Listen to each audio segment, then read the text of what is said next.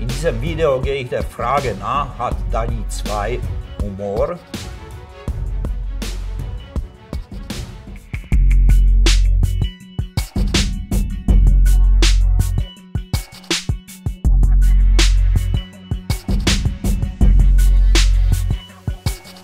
KI-Krimis mit Dr. Jaromir Koneczny. Willkommen zur neuen Folge der Videoreihe KI-Krimis der SRH Fernhochschule. In dieser Reihe stellen wir euch die spannendsten Entwicklungen in künstlicher Intelligenz vor, ihre Herausforderungen, ihre ungelösten Probleme. KI-Krimis. Alle wichtigen Links zu dieser Folge findet ihr in der Beschreibung unter diesem Video. Es wäre grandios, wenn ihr diesen Kanal abonnieren und euch an der Diskussion unten in den Kommentaren beteiligen könntet. Neugierig, begeisternd, menschlich. Ich heiße Jaromir Koneczny, bin Fachdozent für künstliche Intelligenz an der SRH Fernhochschule. Viel Spaß mit unserem neuen KI-Rätsel. In diesem Video gehe ich der Frage nach, hat DALL-E 2 Humor?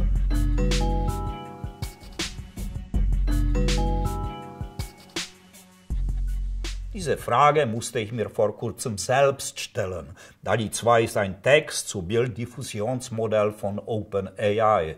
Über Text-zu-Bild-Diffusionsmodelle und DALL-E 2 habe ich ausführlich in der Folge dieser Videoreihe Wird künstliche Intelligenz Kunst und Design übernehmen gesprochen. Modelle wie DALL-E 2 malen nach unseren Textaufforderungen, den Prompts, wunderhübsche Bilder. Doch als ich mit DALL-E 2 selbst experimentierte, erlebte ich einen Schock. Und das nur, weil ich DALL-E 2 aufgetragen hatte, ein Bild nach einem Prompt aus der Legenden-Schatzkiste der Quantenmechanik zu malen. Seit Sommer 2022 malt DALL-E 2 Bilder für meine Vorträge, für dieses Video auch. Zurück aber zur Quantenmechanik. Nach Max Born ist der spätere Zustand eines quantenmechanischen Systems nicht vollkommen berechenbar und vom Zufall abhängig. Diese Wahrscheinlichkeitsdeutung der Quantenmechanik soll Einstein einer Legende nach mit dem Spruch abgelehnt haben, Gott würfelt nicht. So ließ sich DALL-E 2 malen, wie Einstein Gott beim Würfeln zusieht und erlebte einen Schock. Obwohl ich seit Jahren behaupte, dass heutige Deep Learning Modelle, egal wie groß sie sind, kein Bewusstsein haben und keine anderen menschlichen mentalen Zustände, fragte ich mich plötzlich, hat DALL-E 2 Humor? Ein Deep Learning Modell? Das war doch unmöglich. Was meint ihr? Warum war ich im Schock, als ich dieses Bild sah? Das erkläre ich in diesem Video. Außerdem beantworte ich heute die von mir gestellte Frage, hat DALL-E 2 Humor? An dem Tag, an dem ich mich fragen musste, ob DALL-E 2 Humor habe, habe ich den kontinuierlichen, latenten Raum von DALL-Es Merkmalen erforscht. DALL-Es Module schöpfen ihre Merkmale für die generierten Bilder im kontinuierlichen, latenten Raum der Einbettungen von Bild und Bildbeschreibungspaaren. In diesem Raum gibt es keine Lücken, deswegen führt ihr da noch so blödsinnige Prompt, auch unsinnige Buchstabenfolgen zu einem Bild. Nach meinem Prompt mit dem englischen Kalender malte DALL-E 2 diese 4 Bilder. Kalender nun mal. Was passiert aber, wenn ich in den Prompts schrittweise jeweils einen Buchstaben durch einen anderen ersetze? Erstaunlicherweise konnte ich durch den schrittweisen Buchstabenaustausch mit Hilfe von DALL-E 2 das englische Wort Kalender zu Polenta evolvieren lassen. Die Buchstabenevolution verläuft auf dem Bild von oben links nach unten rechts. Wie kam es genau dazu? Wodurch hat DALL-E 2 sich bei dieser Kalender-Polenta-Evolution leiten lassen? Also zurück zum Anfang der Kalender-Polenta-Evolution. Nach dem Austausch von zweitem A im Kalender durch I malt DALL-E 2 immer noch nur Kalender. Das kann damit zusammenhängen, dass ein zweites I im englischen Ausdruck für Kalender ein sehr häufiger Fehler ist, der auch im Internet häufig anzutreffen ist. Kalenderbilder, unter denen Kalender mit 2 I steht. Übrigens bezeichnete Kalender mit 2 E im Englischen früher Papier- und Stoffpressen. Die Menschen, die in dem Wort jetzt aber Fehler machen und 2 I schreiben, denken dabei an das, was wir im Deutschen unter Kalender verstehen. Das Hauptmodul von DALL-E 2 heißt CLIP, Contrastive Language Image Pre-Training. CLIPs Worteinbettungen bzw. Kodierungen der Merkmale der Texte, an denen Sprachmodelle trainiert werden, sind Wortvektoren. Das sind Vektoren, die mathematisch die Bedeutung der Wörter darstellen. CLIPs Worteinbettungen stammen von GPT-2, dem großen Sprachmodell von OpenAI. Große Sprachmodelle werden an großen Textkorpora im Internet trainiert. Sie lernen zwangsläufig auch Fehler wie eben Kalender mit 2 I. Die Zuordnung der Bilder zu ihren Bildbeschreibungen lernte CLIP kontrastiv an 400 Millionen Bild- und Bildbeschreibungspaaren aus dem Internet. Dieses kontrastive Lernen ist auf diesem Bild aus dem CLIP-Paper der OpenAI-Forscher veranschaulicht. Beim kontrastiven Lernen wird das Modell optimiert, um Bildbeschreibungen Bildern zuzuordnen, die sich am besten entsprechen. Hier handelt es sich somit nicht um eine Klassifizierung, bei der ein Objekt nur einer bestimmten Klasse entspricht, zum Beispiel der Klasse Hunde. Beim kontrastiven Training lernt das Modell, in welchem Maß ein Bild einer Bildbeschreibung entspricht. Je besser bzw. genauer eine Bildbeschreibung ein Bild beschreibt, umso näher dieser Diagonale liegt das Skalarprodukt der Wort- und der Bildeinbettung eines Bild- und Bildbeschreibungspaars. Je größer das Skalarprodukt zweier mit ihrem Betrag normalisierten Vektoren, umso mehr ähneln sich diese Vektoren und somit auch die Sachverhalte, deren Merkmale in diesen Vektoren kodiert werden. Hier nennen wir diese Vektoren Wort- bzw. Bildeinbettungen. Die Paare, die sich am meisten entsprechen, liegen eben an der Diagonale. Somit können nach dem kontrastiven Training einer Bildbeschreibung viele verschiedene Bilder zugeordnet werden. Deswegen liefert DALL-E 2 mehrere Bilder zu einem Prompt. Und jetzt Schluss mit der Theorie. Was wir für dieses Video wissen müssen, ist, egal welchen noch so unsinnigen Prompt wir nehmen, DALL-E 2 liefert immer Bilder dazu. Auch wenn wir die Verbindung unseres Prompts zu den generierten Bildern nicht entschlüsseln können, enthalten die Bilder immer irgendwelche Merkmale, die CLIP sich in seinem Trainingsdatensatz erschließen konnte, an 400 Millionen Bild- und Bildbeschreibungspaaren. Auch fehlerhafte Merkmale. Was hat zum Beispiel der Langhaarige mit dem Prompt Kalenta zu tun, bei dem ich in Kalender 2 Buchstaben ausgetauscht habe? Welche Merkmale bringen DALL-E 2 dazu, aus Kalenta einen Mann zu machen? Ein ähnliches englisches Wort? Ein berühmter Mann, der ähnlich wie Kalenta heißt? Auch Merkmale können hier eine Rolle spielen, die durch die Tokenisierung der Trainingstexte entstanden waren. Bei der Tokenisierung werden die Trainingstexte nach bestimmten Regeln des jeweiligen Algorithmus in ihre kleinsten Einheiten zerlegt. Erst mit diesen Tokens wird das Modell trainiert. Darüber habe ich in der letzten Folge dieser Videoreihe gesprochen. Hat DALL-E 2 eine Geheimsprache entwickelt?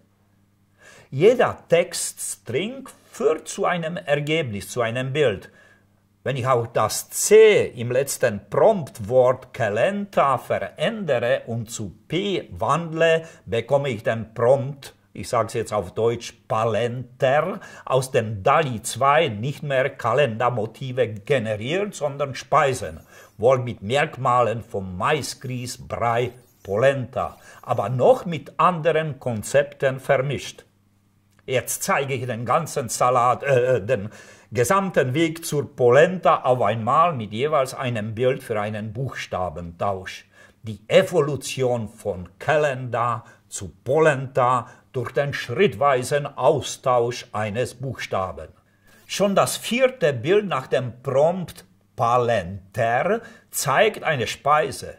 Das 5. Bild nach Polenter zeigt schon ein Polenta-Mehl. Auf dem 6. Bild sehen wir nach der Eingabe von Polentar, das sich nur durch ein zusätzliches R von Polenta unterscheidet, bereits ein kompaktes Polenta-Grieß, bis DALL-E 2 auf dem letzten Bild nach dem Prompt Polenta richtig Polenta malt. Gut, oder? Sicher fragt ihr euch schon, wo hat sich hinter der Polenta der Einstein versteckt? Warum hatte Jaromir bei DALL-Es Bild zum Prompt Einstein sieht Gott beim Würfeln zugedacht, DALL-E 2 habe Humor? Weil ich nach der Kalender-Polenta-Evolution vor lauter Buchstaben-Chaos im Hirn DALL-E 2 den Nonsens-Prompt Blab aufgetragen habe. DALL-E 2 servierte mir diese 4 Bilder und plötzlich stutzte ich. Machte DALL-E 2 sich über mich lustig? Habt ihr auch das Gefühl, dass der clownartige Mann in Rot ganz rechts den unaussprechlichen Prompt Blab auszusprechen versucht? Probiert selbst. Blab. Doch noch etwas anderes ließ mich denken, dass DALL-E 2 sich über mich lustig machte. Ich bin ursprünglich Tscheche. Ein sich wiederholender Teil der absurden Buchstabenfolge Blab. Das Wort Bölb ist im Tschechischen der Ausdruck für Dummkopf. Sicher wisst ihr, dass es im Tschechischen lauter Konsonantensätze gibt, zum Beispiel Strčperskrskirk. Wisst ihr, was der Satz im Tschechischen bedeutet? Strčperskrskirk? Na, steckt ihr den Finger durch den Hals. Diesen Satz lernen Kinder in Tschechien schon im Kindergarten, damit sie später mit dem harten Leben in der Kneipe zurechtkommen. Ich war fassungslos, wie gezielt ein KI-Modell mich verspottete. Ich wollte aber nicht mehr denken, dass ein künstliches Intelligenzmodell ein Buchstaben-Dadaist ist, der sich über einen Tschechen lustig macht. Und da fiel mir die Stimme der Vernunft ein. Albert Einstein. Schon am Anfang des Ersten Weltkriegs stellte sich Einstein gegen den Krieg als einer der wenigen deutschen Intellektuellen. Wie am Anfang dieses Videos gesagt, war Albert Einsteins Antwort auf die Wahrscheinlichkeitsdeutung der Quantenmechanik auch recht vernünftig.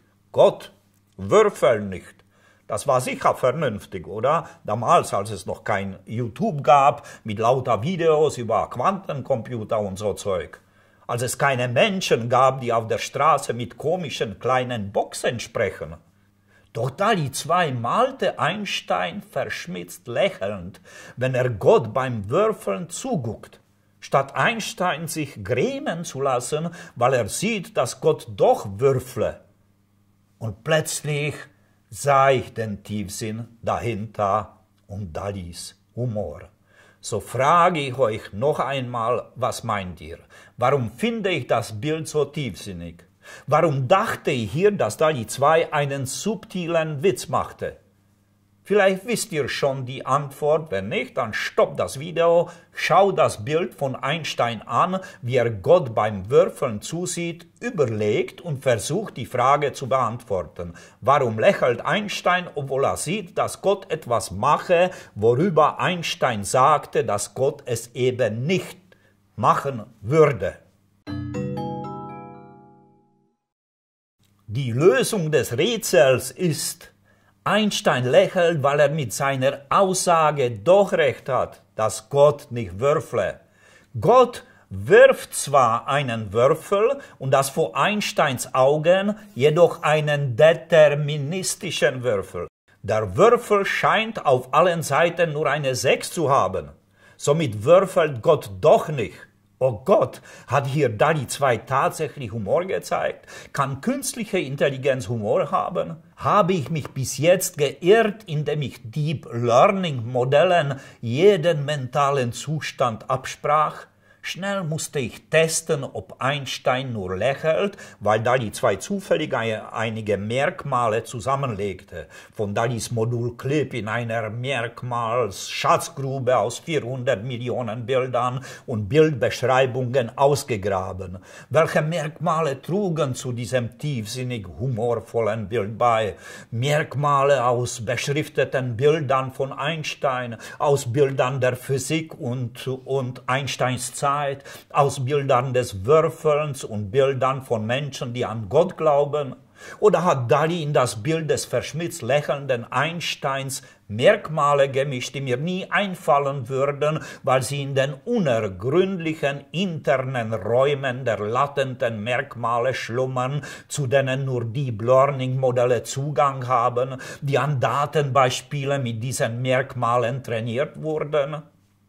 Ich musste das testen. So trug ich DALL-E 2 auf, einen Jungen zu malen, der Gott beim Würfeln zusieht. Und hey, auch diesen Jungen malte DALL-E 2 lächelnd und auch mit einem deterministischen Würfel.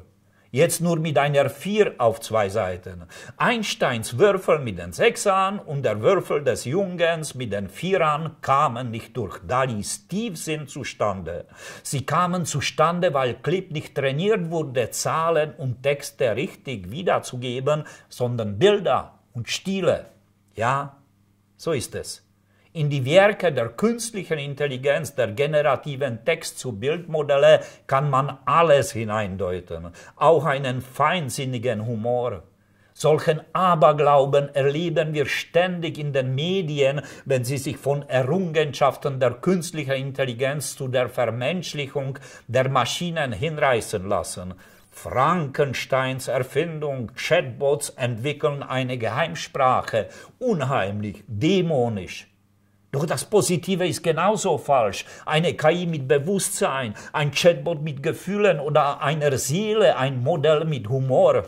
Wir sollten endlich aufhören, Maschinen zu vermenschlichen. Sie sind nur ein Werkzeug, auch wenn sie oft etwas liefern, das uns wie ein Wunder vorkommt, etwas Menschliches. Na und?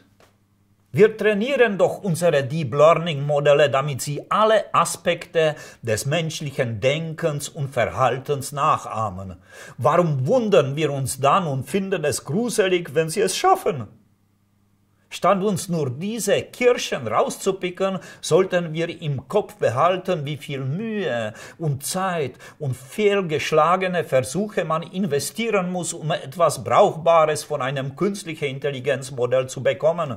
Wie viele Einstein-Bilder musste DALL-E 2 malen, bis ich in eines etwas Überwältigendes hineindeuten konnte. Einen Einstein, der Gott beim Würfeln zusieht und dabei verschmitzt lächelt. Und das Bild des Mannes mit der roten Clownnase, der sich über mich mit seinem Blablabla lustig machte? Ich tippte diese und ähnliche Buchstabenfolgen ins Google-Suchfenster. Gleich wurde mir klar, wieso DALL-E 2 zu diesem Blablabla Blödsinn lustige Bilder und lachende Gesichter malte. In einem im Netz viral gehenden Song singt der unentwegt grinsende ukrainische Sänger Vitas Blablabla. Außerdem gibt es im Netz eine Menge lachende und absurde Bilder und GIFs mit der Bildbeschreibung Blablabla. Rein zufällig ist darin auch der tschechische Blb für Dummkopf versteckt. Mein Aberglaube bei künstlicher Intelligenz war geheilt. Tja, DALL-E. Was sagst du dazu?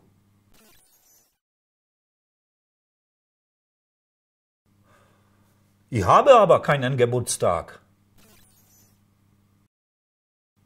Wir sind am Ende dieses Videos angelangt. Wenn ihr tiefer in künstliche Intelligenz und Data Science tauchen wollt, begrüßen wir euch gern an der SRH Fernhochschule. Die Welt ist voller Wunder und die Wissenschaft die Poesie der Realität. Wir sind die Forschungsreisenden von heute, Seefahrer auf Routen durch unerforschte Welten. Denkt dran, unseren KI-Krimi-Kanal zu abonnieren, bis wir uns bei der nächsten spannenden Folge wiedersehen. Wünsche ich euch viel Spaß mit Deep Learning. Entschuldigung nochmal. Also zurück zum An. Das ist so blöd. Entschuldigung nochmal. Völlig unverständlich, weißt du. Ja, nochmal. Ich weiß nicht, ob ich es. Ja, jetzt gehe ich hin. Der nochmal. Der Würfel, nochmal. Unaussprechlichen Prompt, nochmal. Den unaussprechlichen Prompt, Gott. Warte mal, ich muss trainieren. Blab ist okay. Die Lesung, Entschuldigung nochmal, habt